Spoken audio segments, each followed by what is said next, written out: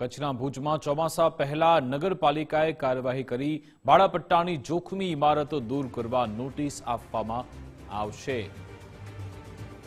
ભુજમાં ચોમાસા પહેલા નગરપાલિકાની કાર્યવાહી ભાડાપટ્ટાની જોખમી ઇમારતો દૂર કરવા નોટિસ આપવામાં આવશે। નગરપાલિકાની ટીમે જોખમી ઇમારતનું સર્વેક્ષણ કર્યું।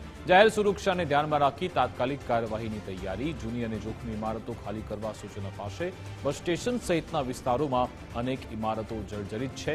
ચોમાસામાં કોઈ અકસ્માત ન થાય તે માટે કાર્યવાહી રાહદારીઓ અને વેપારીઓની સુરક્ષા માટે તંત્ર એક્શનમાં છે।